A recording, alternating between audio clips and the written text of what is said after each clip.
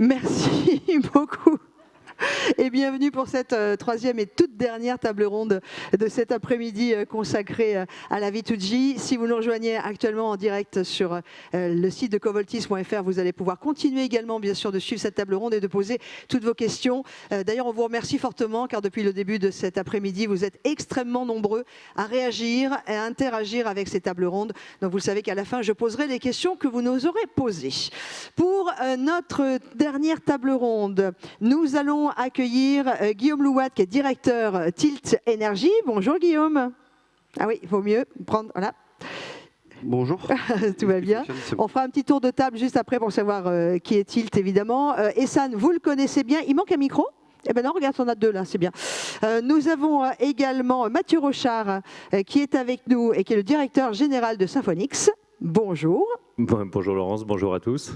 Et Claire Weiler, donc vous oubliez la photo qui est là-haut, c'est pas la bonne, ou alors elle s'est fait couper les cheveux depuis, responsable produit et partenariat chez Fermata Énergie. Bonjour. Bonjour, ravi d'être parmi vous. Alors mettez bien votre micro bien près de votre bouche, n'hésitez pas à le... Bonjour, bonjour. Voilà, bonjour à tous. même à le poser là, ça sera peut-être plus pratique pour vous. Claire, on va commencer par vous, puis je vais vous rejoindre. Fermata, et vous-même, votre parcours. Oui, donc bonjour, Claire Weiler de Fermata Énergie. Je suis directrice de la gestion de projets et de produits chez Fermata. Fermata est un développeur spécialisé dans les solutions d'optimisation et de pilotage V2G, V2X, basé aux États-Unis. Donc je vais faire un petit retour d'expérience sur le V2G aux États-Unis. Pour ma part, je développe des projets V2G depuis 2018, un petit peu en France, mais surtout à l'international, en Angleterre où je suis basée au Royaume-Uni, ainsi qu'en ce moment aux États-Unis, depuis avec l'expérience avec Fermata. Et pour dire aussi, nous, donc on est vraiment focalisé seulement sur le V2G, sans être passé par la case Smart Charging et V1G, parce qu'on a vraiment vu la valeur ajoutée en fait, du V2G par rapport au Smart Charging. Et donc, on va un petit peu parler de ça aujourd'hui. Très bien. Nous avons aussi Mathieu Rochard, directeur général de Symphonix. Symphonix, acteur intégré de flexibilité. Ce qu'on cherche, en fait, c'est à donner une valeur aux équipements en alignant le fonctionnement des équipements d'un bâtiment avec le contrat de fourniture des clients et les différentes opportunités de marché de l'électricité. Donc on a développé pour ça une plateforme qui administre plusieurs centaines de milliers d'équipements, depuis des équipements de chauffage, des équipements de climatisation, des ballons d'eau chaude et également des bornes de recharge. Et donc du coup notre objectif c'est bien de leur donner une valeur et de faire qu'on joue entre eux et les contrats de fourniture des clients la meilleure musique. Et très belle voix, puisque vous venez de parler de musique. Ça c'est mon oreille de radio. Essan, c'est bon, depuis le début de l'après-midi, et Covoltis, c'est bon. Guillaume Louat, Tilt. Bonjour, Guillaume Louat, cofondateur de Tilt Énergie. Chez Tilt Énergie, on est une plateforme de flexibilité électrique, donc reposant sur l'intelligence artificielle, mais également un opérateur d'effacement, c'est-à-dire un agrégateur de flexibilité référencé par RTE en France. Et vous avez vu que nous sommes très réactifs. Regardez Claire. Tadam! Ça a changé. Bravo aux équipes qui ont été hyper réactives. Vous l'avez vu, parce qu'on a beaucoup parlé de réglementation, on a parlé de technologie, d'infrastructure. Là, on va se concentrer pour cette table ronde essentiellement sur les modèles économiques et les opportunités financières que va apporter la V2G. Moi, je voudrais une première question. Moi, j'ai très envie de commencer par les particuliers, puisqu'on a fini celle d'avant, un peu la réglementation, on a beaucoup parlé aussi du consommateur. Pour les particuliers, quels vont être, selon vous, les leviers financiers que va pouvoir apporter la V2G ? Je vais poser la question à Guillaume, tiens, tout de suite. Oui, je pense que les particuliers ont un rôle vraiment important à jouer. Aujourd'hui, c'est à la maison que se rechargent principalement les véhicules électriques. Donc on va avoir un vrai enjeu à entraîner le particulier dans ce modèle-là et lui proposer une valeur économique. Dans le pilotage intelligent de la borne, donc il comprend deux choses. Donc le pilotage intelligent pour ne pas surcharger le réseau par rapport à l'état actuel. Et dans un second temps, avec le V2G, des acteurs comme Covoltis innovants pour aller soulager le réseau. Donc ce sera vraiment en deux étapes pour moi et deux modèles économiques assez différents à trouver. C'est comment on réussit à rapprocher la consommation électrique de la condition réelle du réseau électrique et de l'énergie disponible. Et dans un second temps, comment on va permettre, avec un second modèle économique, à ces acteurs de participer au soutien du réseau électrique. Et pour moi, ce modèle économique va permettre plusieurs choses. Il va permettre déjà de faire de la pédagogie et d'inciter les acteurs à venir dans ce type de programme. Il va permettre une deuxième chose, il va permettre aux acteurs privés de naître, d'exister, à financer l'innovation. Et donc ces deux éléments permettront à ce secteur de décoller. Et alors du coup, quels sont les leviers financiers qu'on peut mettre Aujourd'hui en France, les leviers financiers vont être sur le tarif hors pleine heure creuse, mais qui finalement est assez basique et pas forcément en lien avec la tension réelle du réseau électrique. Ce qu'on a pu voir par exemple du mois de mai au mois de juillet, c'est que l'heure creuse elle était principalement la nuit. C'était le moment quasiment où les prix étaient le plus haut dans la journée. Qu'un mardi et un vendredi et un dimanche, la tension ne va pas être la même, alors que l'heure pleine heure creuse va être la même et les tarifs vont être la même.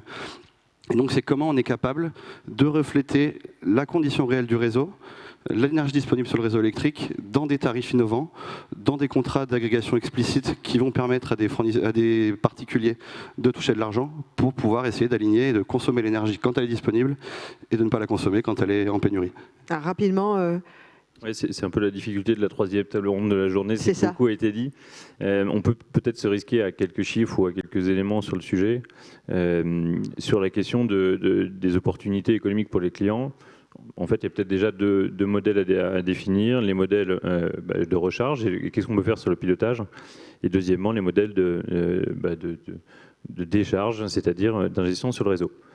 Si on parle des modèles de recharge, effectivement, il ne faut pas oublier qu'on part dans un monde, et je parle de la France uniquement, d'autres pays d'Europe sont des pays beaucoup plus centrés sur des tarifs dynamiques.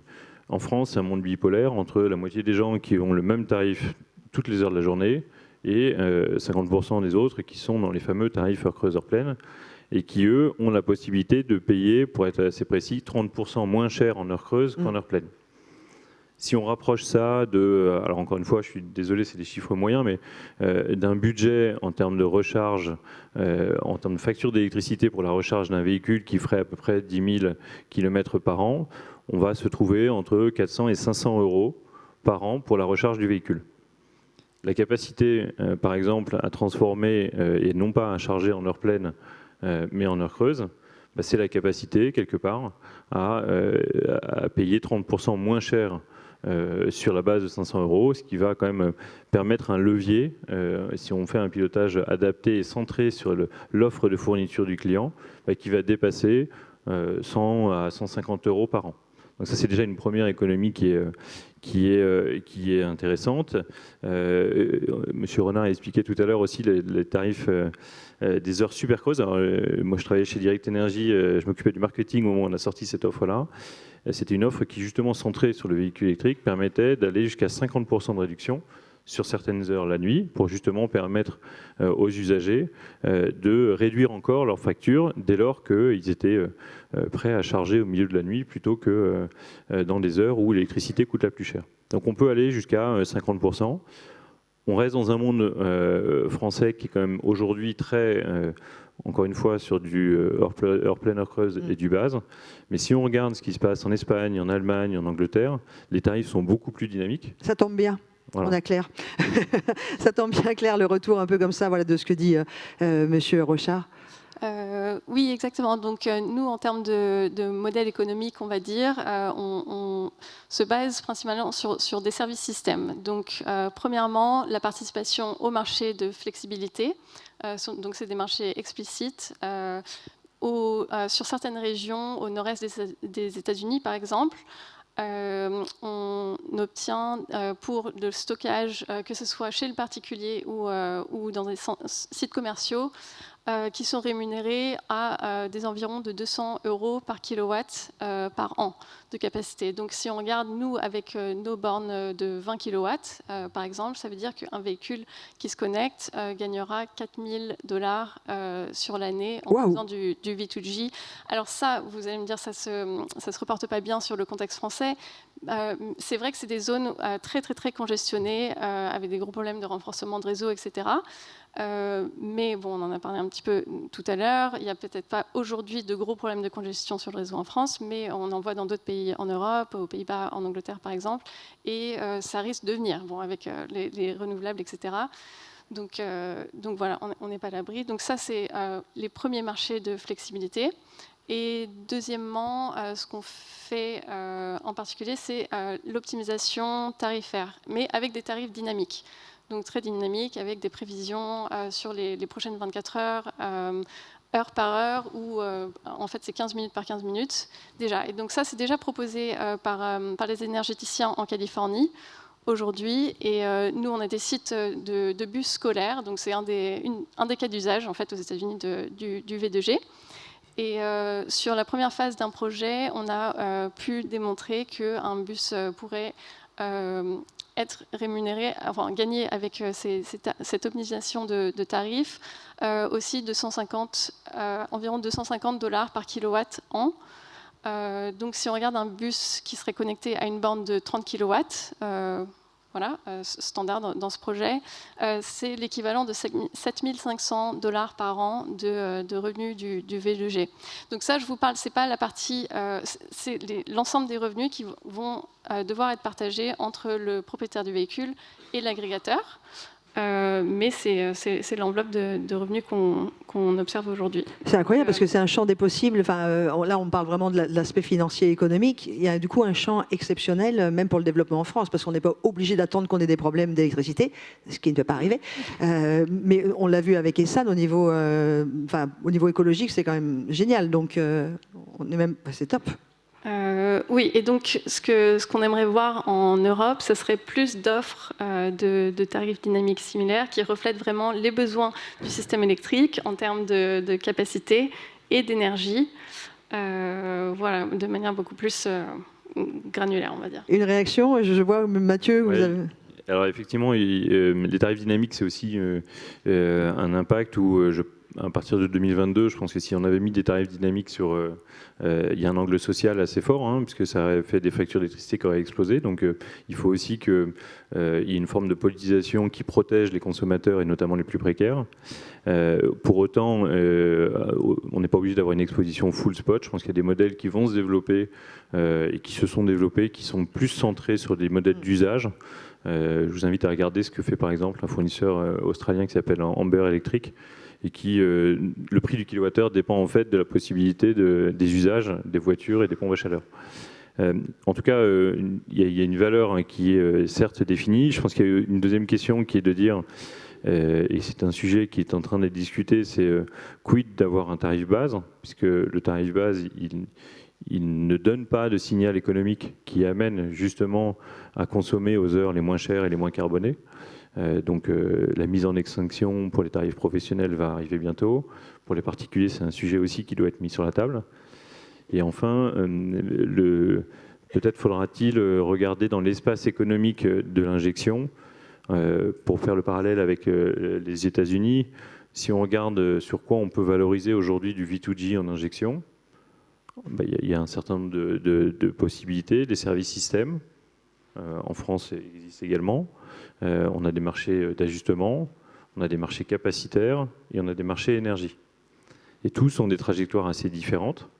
Mais simplement, quand on regarde à payer une recharge de voiture à peu près 200 € du mégawattheure, on va avoir un problème parce que les prix de marché aujourd'hui ne sont assez souvent significativement en deçà de 200 € du mégawattheure.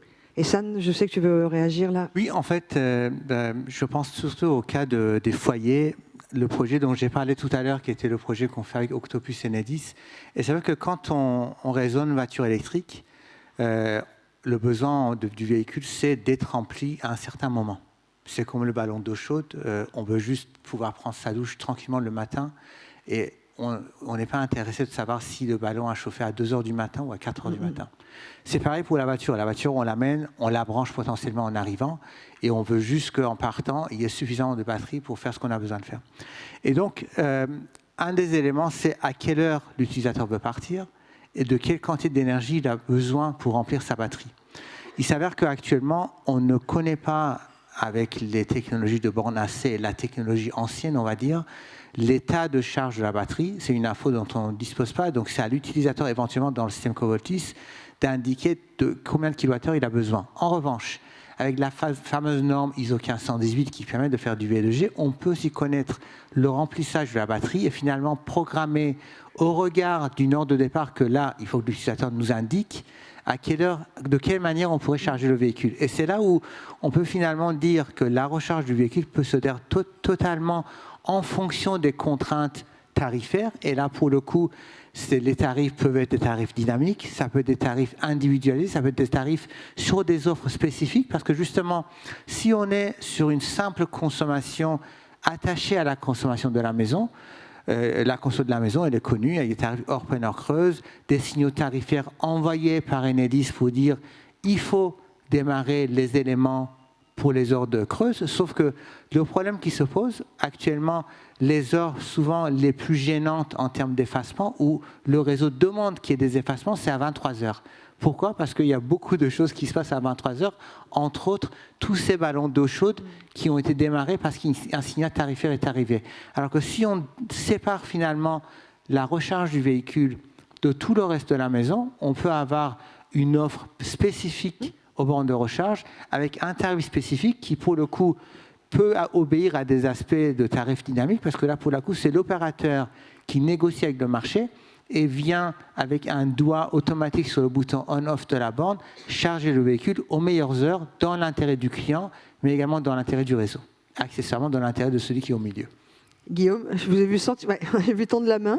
Non, il y a 2 points. Un premier, c'est sur les habitudes des consommateurs. Je pense que sur le véhicule électrique, le consommateur a la volonté d'avoir tout le temps sa batterie 100% chargée, ce qui n'est pas le cas du tout pour les véhicules thermiques. Bah oui, c'est clair. Et ce serait probablement des habitudes qui vont se prendre sur le temps que, en fait, si j'ai que 50% pour aller au bureau le matin, c'est pas très dérangeant. Et j'aurais peut-être plus intérêt à recharger au lieu du jeudi soir, plutôt samedi dans la journée, parce qu'il y aura du soleil et les prix seront extrêmement bas. Donc je pense que c'est cette question d'habitude et d'acculturation qui va progressivement venir. Excusez-moi de vous couper, Guillaume, mais l'exemple que vous venez de donner, c'est-à-dire que demain, la V2J va me permettre en plus de me dire, tiens, c'est maintenant que tu peux te recharger parce que ce sera le moins cher, parce que j'ai de l'éolien, parce que j'ai du solaire. On va en arriver là, en fait. On aura une petite application sur un téléphone, en gros, et vas-y, branche-toi, c'est le moment. Exactement, ça peut être fait de manière automatique. La voiture sera branchée, elle est branchée du vendredi soir au dimanche soir, et on se rend compte qu'il vaut mieux la charger le samedi de 12h à 14h, et peut-être qu'il faut tirer sur la voiture entre 18h et 20h, parce qu'il y a un pic de consommation, etc. Et c'est tout automatisé, et qu'on a de l'électricité de manière suffisante, sans changer de besoin. À ces moments-là, ça va être extrêmement important. Et la deuxième partie, pour moi, c'est le modèle économique. C'est comment on réussit à aligner le besoin du réseau électrique en termes de modèle économique et l'échelon individuel. Parce qu'à l'échelle individuelle, si tous les détenteurs de véhicules électriques se chargent entre 19h et 20h, ils ne vont pas payer beaucoup plus cher chacun.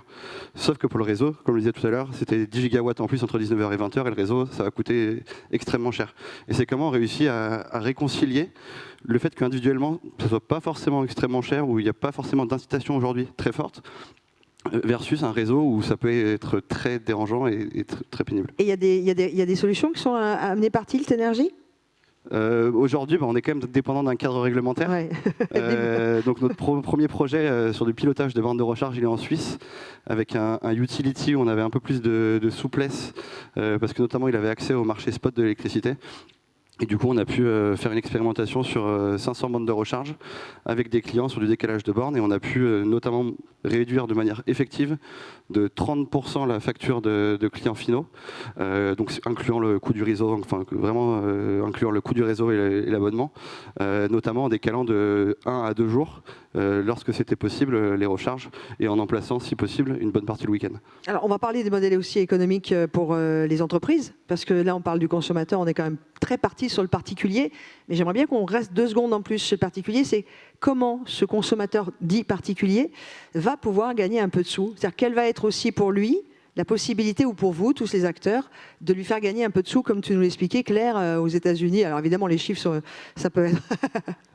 Oui, non, mais je tiens à clarifier quand même que tout ce qui est marché consommateur en V2G, c'est très nouveau. Donc en fait, les premières bornes, elles ont été, les premières offres, on le sait en France, elles ont été lancées l'année dernière, 2024, 2025, ça commence. Et aux États-Unis, en fait, c'est pareil. Et là, les 2 premières bornes V2G disponibles pour les particuliers viennent juste d'être certifiées et annoncé là en janvier 2025. Donc en fait, tous les retours d'expérience sont plutôt sur des opérateurs de flotte, mais ça reste des véhicules légers, donc des Nissan Leaf, entre autres. Oui, parce que là, alors, du coup, qu'est-ce qui va gagner le particulier? Comment il va être rétribué? Si tant est qu'il puisse être rétribué. Parce qu'il va y avoir un intérêt si on veut ouvrir un petit peu les portes. Je pense qu'on peut imaginer quelques cas de figure qui sont parlants et après derrière on peut broder, en imaginer d'autres.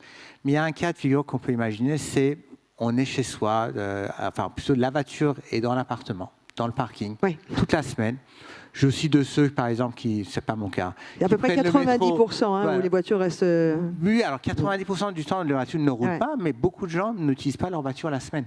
C'est vrai. Les fameux conducteurs de dimanche, c'est d'excellents sujets pour le V2G. Parce que finalement, la voiture est là, dans le parking, potentiellement branchée à la borne. Donc la batterie est à disposition du réseau. Donc ces gens-là, s'ils ont accès via leur fournisseur de services à une offre V2G, pendant qu'eux sont au travail à la maison en train de dormir, la voiture contribue de temps en temps un petit peu quelques kilowattheures et c'est dans les deux sens. La batterie se décharge, se recharge, des petites quantités et in fine, elle est toujours disponible parce qu'il y a 80% de charge toujours disponible. On va jouer sur les quelques pourcents en plus et en moins. Donc, la voiture, il y avait une remarque, je veux que ma voiture soit disponible quand j'en ai besoin. Ça sera toujours le cas. Et quand il le prendra dimanche pour aller rouler, ben dans ce cas-là, il utilisera 80% des batteries, qui est largement suffisant pour sa journée. L'autre cas de figure qui paraît intéressant, c'est tous les parkings moyenne et longue durée. On va à la gare, Oui. on laisse sa voiture, on part en voyage un jour, une semaine, on va à l'aéroport, on part pour une semaine ou 2 semaines en voyage loin. Eh bien, pendant cette période, la voiture est là, branchée, et on paye des frais de parking. On serait content si le système de l'équilibrage et de la participation au marché du VG permettait à l'utilisateur de rentrer et d'avoir un tarif, un frais de parking moindre parce que son véhicule aura participé. D'accord. Donc là, il gagnerait concrètement sur le. Et quel modèle économique? Alors, parlons un peu de tout ce qui va être entreprise. Est-ce que là, il y a des choses qui sont aussi mises en place? Est-ce qu'il y a des incitations? Est-ce qu'il y a moyen. Claire? Oui, écoutez, c'est un petit peu même chose. Donc les services systèmes, on a parlé un petit peu des services de capacité, de régulation de fréquence, d'optimisation tarifaire, etc. Nous, pour notre cas, on opère des projets flotte depuis 2020 aux États-Unis, avec donc des revenus tous les ans réguliers de ces marchés dont je parlais, là, de flexibilité. Et d'optimisation. Un des projets peut-être intéressant à signaler, c'est un cas de véhicule qui est en autopartage, qui est mis à disposition de résidents d'un logement social. En fait, c'est à Boston. Et le véhicule est subventionné, en fait, quelque part. Donc, il est proposé à coût extrêmement réduit aux résidents du logement, parce qu'ils sont subventionnés, en fait, par les revenus V2G à côté. Donc, Mathieu? Peut-être pour compléter sur la partie B2B, Essan expliquait tout à l'heure qu'une courbe de charge, c'est une bosse de chameau. J'ai jamais su s'il y en avait deux ou s'il y en avait une, mais enfin, en tout cas, tout le monde voit l'image. Le chameau, c'est celui qui en pique une au dromadaire. Moi, voilà, donc celui qui en a deux parce qu'il en a piqué une. Donc, il y en a deux. Et pour le coup, le B2B, déjà, il a des patterns, des prévisions plus simples que dans le particulier, et il peut répondre à ces deux bosses de chameau. Typiquement, la bosse du matin, elle est compliquée à adresser par du particulier parce qu'il a rechargé sa voiture durant la nuit et donc il a du mal à intervenir sur la bosse du matin. En revanche, s'agissant de flotte d'entreprise, il y a une possibilité de dire quand la voiture revient, je peux jouer sur la bosse du matin et je peux jouer sur la bosse du soir. Donc ça, c'est un premier élément, c'est qu'en B2B, en fait, il y a des opportunités qui sont parfois plus notables que dans la gestion des particuliers. L'autre point, il a été évoqué rapidement tout à l'heure, je pense que tout ce qui est mobilité lourde, tout ce qui est camion, et le sujet est en fait décuplé.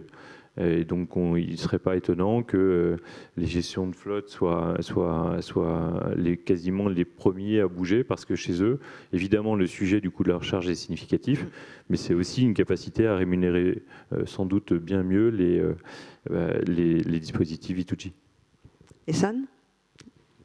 Alors, globalement, pour le B2B, je pense que ce que Mathieu disait, dans l'entreprise, il y a des flottes de véhicules, mais de différentes natures.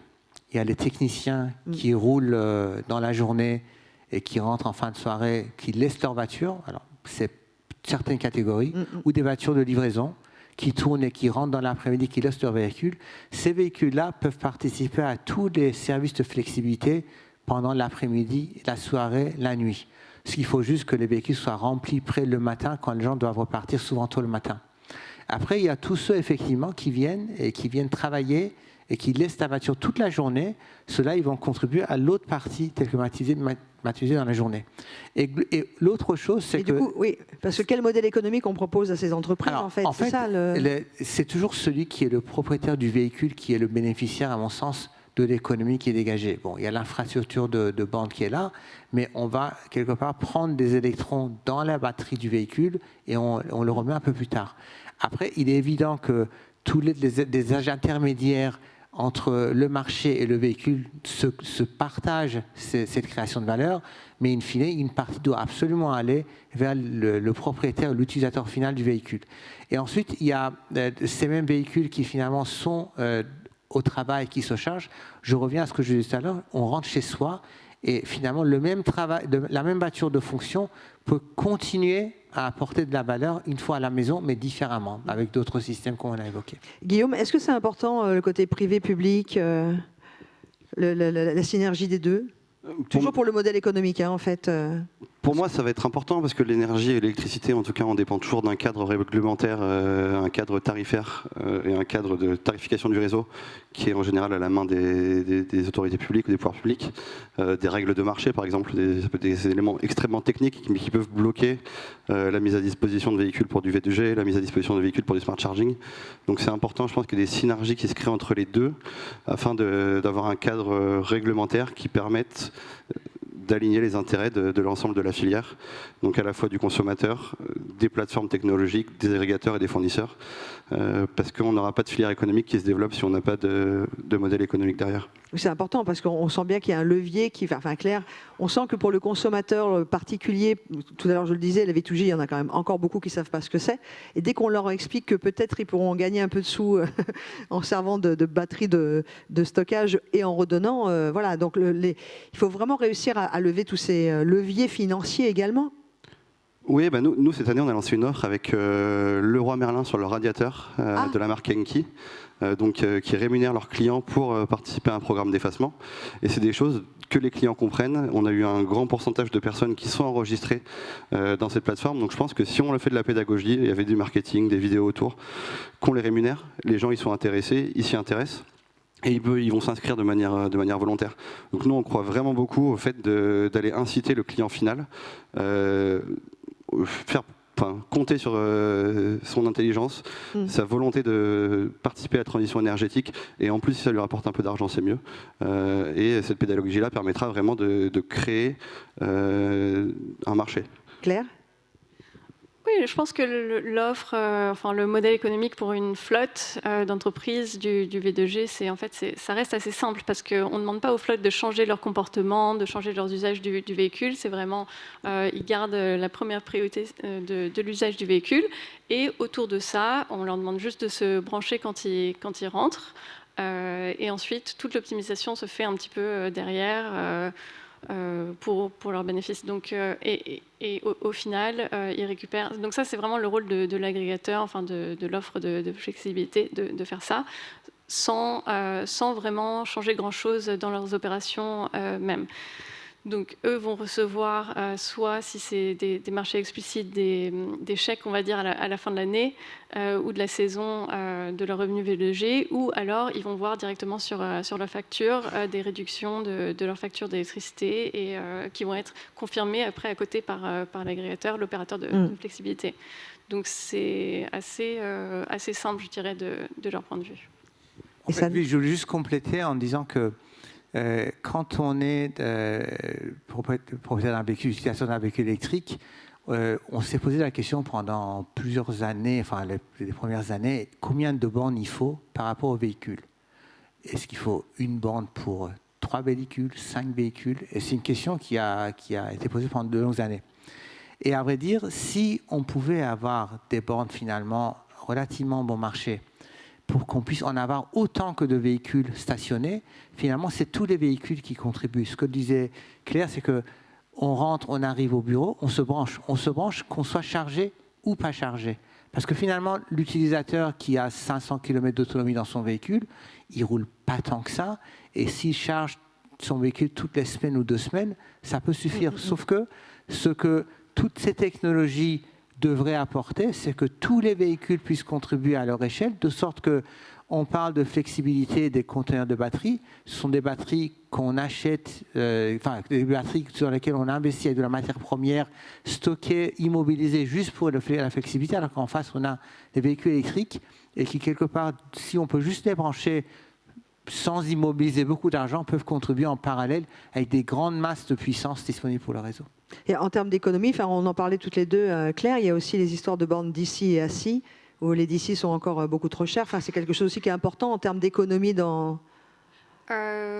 Oui, exactement. On en a parlé aussi un petit peu tout à l'heure. Je pense que c'était Quentin qui parlait du surcoût du prix des bornes V2G par rapport aux bornes normales. Parce qu'en fait, c'est juste ce surcoût qu'on cherche un petit peu à rentabiliser ensuite, par la suite, avec les revenus dans le temps du V2G.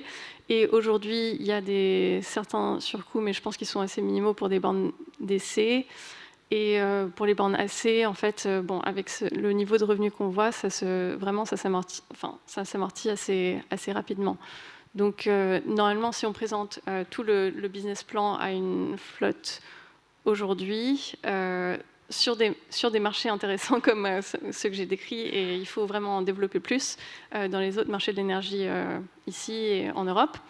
Mais ça devrait normalement faire du sens tout de suite. Mathieu, est-ce que tous les acteurs doivent se mettre ensemble aussi, ou faire aussi des efforts financiers aujourd'hui pour que l'économie décolle demain ?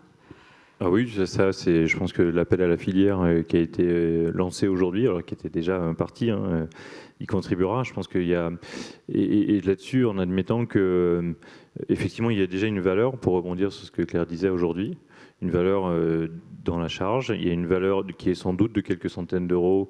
Un peu moins en France, mais beaucoup à l'étranger. Plus les tarifs sont dynamiques, en fait, plus il y a une valeur. Il y a une valeur en injection. Je crois que si le délégué général de l'AVER est encore là, il y avait un rapport récent qui parlait de quelques dizaines d'euros aujourd'hui adressables directement en injection sur le V2G. Et ce qui est plutôt rassurant aussi, c'est qu'on pense que ces revenus, notamment avec l'essor du renouvelable, qui va structurer des prix de plus en plus différents dans la journée, risque finalement d'avoir un espace économique qui va grandissant. Ça, on voit il y a déjà un avant et un après entre 2022 et 2024 quand on regarde les prix négatifs, quand on regarde les spreads qu'il y a entre chaque heure de la journée. Et en fait, plus on va avoir de renouvelables, plus le V2G va avoir une valeur économique qui va grandir. Et enfin, peut-être je terminerai là-dessus. Pour moi, il y a 2 angles réglementaires qui restent aussi à approfondir. Le premier, c'est comment on peut rendre aux consommateurs une valeur de flexibilité à la hausse. Justement, capter ces épisodes de prix négatifs. On parle de plus de centaines d'heures. Sur 2024, c'est près de 600 heures de prix négatifs qui ont été faits. Et comment on peut, via le V2G, capter ce modèle pour faire des flexibilités à la hausse. Et le deuxième, il est un peu plus prospectif, mais il rejoint avec le propos d'Ehsan, c'est de regarder du côté de la valeur du carbone. Une réglementation européenne qui s'appelle le TS2 va étendre le principe des quotas carbone au principe du transport et au principe bâtimentaire. Et la déclinaison en fait, la possibilité justement d'agir sur ce sujet par le VE, mais aussi par les électrons qui sortent de la batterie, pourrait ouvrir un espace économique assez significatif dans les prochaines années. Ehsan, Guillaume, parce que oui, on fait un peu le tour d'horizon. Oui. Il nous faut aussi des tarifs incitatifs, quoi qu'il en soit. Oui, et puis le côté réglementaire, je pense qu'on en a parlé un peu tout à l'heure. C'est vrai qu'on peut faire des choses, mais ces choses qu'on peut faire ne sont pas simples et limpides encore. Il faut vraiment avoir une prise de conscience qu'il faut aller vers une simplification sur la certification séparée bornes et véhicules. Le fait que les modèles permettent de participer à cette flexibilité de manière simple. Aujourd'hui, on a des appels d'offres pour certains sujets. Peut-être que ça peut devenir plus des appels de marché très, je dirais, automatisé, de sorte que moi, utilisateur final, je dispose d'un téléphone, c'est tout l'art de la communication en temps réel. Je puisse avoir un message de mon fournisseur, d'un agrégateur chez qui je suis abonné, qui me dit si demain, entre telle heure et telle heure, je branche mon véhicule, je vais pouvoir gagner de l'argent. Et si je dis OK, je m'engage, quelque part, mon engagement, il faut que je le fasse, si je ne le fais pas, ça peut peut-être me coûter un peu de perte, mais en tous les cas, le marché peut entraîner la réaction à quelques heures ou une journée près d'utilisateurs qui vont contribuer parce qu'on sait que le lendemain, il y a trop de vent ou pas assez de vent, trop de soleil ou pas assez de soleil, ou il y a une vague de froid qui va arriver. Et donc c'est là où finalement, d'une demande de marché, on va tout faire descendre vers l'utilisateur individuel qui, dans la masse, peut apporter d'un seul coup un plus au marché. Guillaume? Non, mais je pense qu'on a une chance dans le monde dans lequel on est aujourd'hui, c'est que le coût marginal de l'énergie décarbonée est largement plus faible que le coût marginal de l'énergie carbonée. Et c'est ça sur lequel va devoir reposer tous nos systèmes électriques futurs, que ce soit les prix spot, comme ils le sont aujourd'hui, mais également la manière dont on consomme. Et c'est en alignant ces intérêts-là qu'on va être capable de réussir la transition énergétique collectivement, en allant consommer cette énergie décarbonée pas chère, et en allant moins consommer cette énergie carbonée chère. Et finalement, on réussira en incitant économiquement les acteurs à décaler leur consommation, à faire la transition énergétique. Et je pense que ça viendra avant tout d'un modèle économique, bien plus que des incitations carbone ou de la pédagogie, qui auront toujours des limites dans le passage à l'échelle. Après, on va être très honnête, hein, l'être humain est quand même un peu vénal. Est-ce que, j'aime bien Mathieu, oui. Est-ce que cette possibilité d'avoir du gain, que ce soit pour les acteurs ou pour les consommateurs, un vrai gain financier ne va pas être la porte ouverte vraiment enfin à l'électrification du parc? Est-ce que vous voyez ce que je veux dire? C'est-à-dire qu'aujourd'hui, il n'y a pas trop d'incitation, puis il y en a de moins en moins à racheter une voiture électrique, mais est-ce que le fait de peut-être possiblement gagner un peu de sous en déchargeant, en chargeant sa voiture, c'est vraiment ça va être un vrai levier pour que la majorité passe à l'électrique? Aujourd'hui, je pense que les revenus qu'on va pouvoir générer avec le V2G, si on les compare par rapport à une voiture électrique, c'est probablement pas ça qui va faire basculer la décision vers une voiture électrique. Ça va plutôt être, je pense, la logique le coût de la recharge globale, que ce soit du décalage, de la réinjection, des services au réseau électrique. Et c'est vraiment cette totalité de services, de décalage de recharge qui vont permettre de dire peut-être que l'année prochaine, au lieu de payer 5 000 € d'essence, je vais payer 300 € d'électricité, et donc ça vaut le coup de payer un peu plus cher ma voiture, un peu plus cher ma borne, mais en 5 ans je m'y retrouve. Mathieu, tu voulais réagir? Oui, également aussi préciser que dans le B2B, la réglementation va l'amener de toute façon en termes de taux d'équipement de bornes, d'équipement sur les renouvelables, mais aussi des critères ESG qui vont s'imposer aux entreprises et qui vont faire que de toute façon ce sujet-là va devenir dans les quelques années forcément sur la table. Claire, avant de poser les questions, avant de donner la parole peut-être s'il y a des questions. Oui, donc nous, on croit beaucoup moins au potentiel du décalage de la charge uniquement, et on croit vraiment qu'il faut maximiser tout le potentiel de la capacité de la borne et du véhicule, et qu'il y ait des incitations vraiment à réinjecter de l'énergie et jusque sur le réseau. Donc j'étais un petit peu surprise tout à l'heure d'ailleurs d'entendre les intervenants d'Enedis dire qu'ils étaient plus, on va dire, enthousiastes sur le V2H, l'autoconsommation, etc., de ce qui va bénéficier le consommateur directement et réduire leur propre facture par rapport au potentiel total qui serait de réinjecter sur le réseau, parce que vraiment le V2G c'est quand même à la base fait pour rendre des services au réseau d'électricité. Donc comment est-ce qu'on fait pour les rendre vraiment? Il faut des mécanismes de marché en place, etc. Et enfin, si on pense à la moyenne, la consommation moyenne d'un consommateur, c'est environ 1 kW en moyenne. On ne va pas parler des périodes de pointe, mais voilà. Et la capacité d'une borne chez un particulier, c'est de 7 à 10 kW. Donc en fait, on perd, en faisant seulement de l'autoconsommation, on perd les 6 kW restants ou jusqu'aux 10 kW de toute la capacité en fait, disponible dans cette borne. Donc c'est vraiment dommage. Et les études qu'on a vues aussi montraient, donc oui, on peut peut-être que Enedis peuvent gagner 10 gigawatts sur juste le décalage de la charge, mais en tout cas, enfin, le chiffre que j'ai en tête, c'est pour le Royaume-Uni, et ça serait 30 gigawatts de déplaçables avec la réinjection du V2G. Donc pourquoi ne pas se limiter alors qu'il suffit de très peu de technologie en fait, pour, si le cadre réglementaire est là. Est-ce qu'il y a des questions dans la salle? Parce qu'on arrive tout doucement sur la fin de cette table ronde. Peut-être juste oui. une petite Vas-y Mathieu, remarque. pardon. On parle beaucoup et on voit bien le terrain V2G balisé dans la maison individuelle. On le voit émerger dans les flottes d'entreprises. Je pense qu'il y a aussi quelque chose à clarifier dans la partie habitat collectif. Et là, je parle des copropriétés, hein, pour faire simple, parce que l'infrastructure de comptage présente des intérêts qui sont aujourd'hui divergents et qui ne sont pas encore bien clarifiés. Et la question du partage de la valeur aussi, au sein de la copropriété, n'est pas une question simple. Donc voilà, dans les éléments qui restent à clarifier, je pense que le modèle en habitat collectif de type copropriété restera un sujet qu'il va falloir clarifier. On a une question dans le public, je veux bien que vous leviez, vous présentiez, oui. S'il vous plaît, merci. Bonjour à tous, donc Hidrik Otomiza, je travaille chez EDF à la stratégie et je suis en charge des questions V2G et de valeur. Vous êtes tous très bons sur le fonctionnement du système électrique, mais juste quelques...